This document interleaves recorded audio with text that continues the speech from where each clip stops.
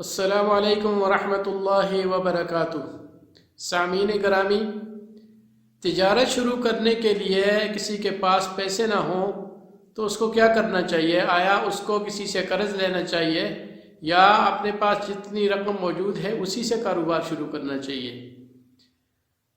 یاد رکھیں کہ کاروبار شروع کرنے کے لیے کبھی بھی کسی سے قرض نہ لیں۔ کیوں؟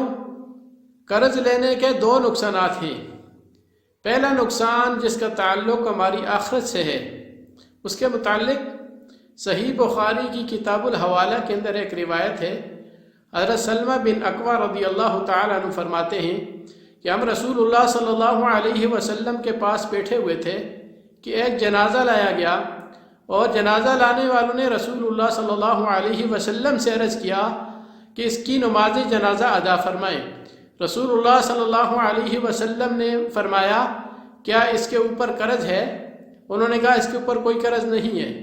آپ نے فرمایا کیا اس نے ترکے کے اندر کچھ چھوڑا ہے؟ تو انہوں نے فرمایا کہ ترکے کے اندر بھی کچھ نہیں چھوڑا۔ تو رسول اللہ صلی اللہ علیہ وسلم نے اس شخص کی نماز جنازہ ادا فرمائی۔ کیوں؟ اس لیے کہ اس کے اوپر دنیا میں کسی کا قرض نہیں تھا اور بغیر قرض کے وہ دنیا سے چلا گیا، اور ترکے کے اندر بھی اس نے کچھ نہیں چھوڑا۔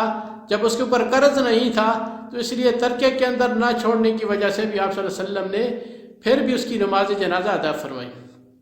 اب ایک دوسرا جنازہ لایا گیا تو لانے والوں نے رسول اللہ صلی اللہ علیہ وسلم سے عرض کیا کہ اس کی نماز جنازہ ادا فرمائیں۔ تو رسول اللہ صلی اللہ علیہ وسلم نے پوچھا کہ کیا اس کے اوپر قرض ہے؟ انہوں نے فرمایا کہ جی ہاں اس کے اوپر قرض ہے۔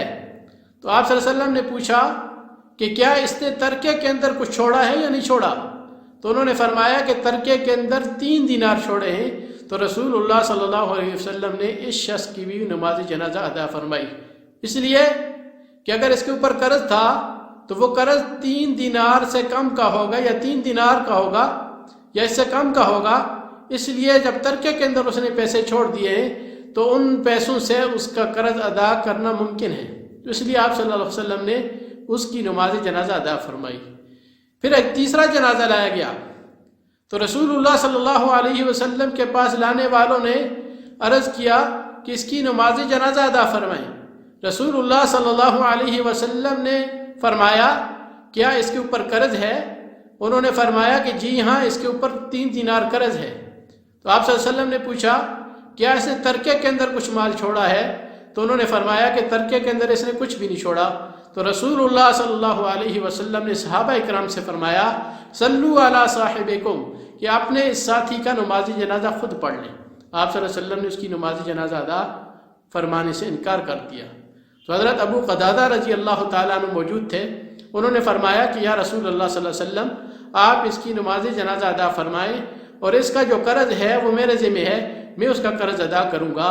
تو جب انہوں نے ذمہ داری لے لی تو رسول اللہ صلی اللہ علیہ وسلم نے اس شخص کی نماز جنازہ ادا فرمائی۔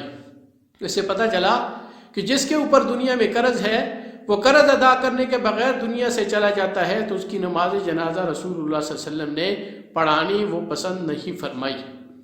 اور دوسرا نقصان اس کا دنیا کا بھی ہے کہ دنیا کے اندر اگر ہم قرض لے کے تجارت شروع کریں گے تو ہمیں ہر وقت ٹینشن ہوگی، ہر وقت پریشانی ہوگی کہ کب وہ لینے والا، قرض دینے والا ہم سے مطالبہ کب کرے گا، اور اس کی کالیں آنا شروع ہو جائیں گی، اور وہ لوگوں کو ہمارے پاس بھیجے گا جی میرا قرض ہے، اور اگر وہ نہیں بھی بھیجتا، اچھا بندہ ہے، پھر بھی ہمیں ٹینشن ہوگی کہ ہم اگر کاروبار شروع کرتے ہیں اس میں کم نفع آ رہا ہے اور اس نفع سے ہمیں کچھ بھی نہیں بچ رہا، ہم وہ قرض واپس کر رہے ہیں، تو ایک نہ ایک دن انسان کا دل اکتا جاتا ہے کہ چھوڑو یار اس تجارت کو چھوڑ دو، ہمیں تو کوئی فائدہ نہیں ہے، ہم تو پیسے فلاں شخص کو دے رہے ہیں۔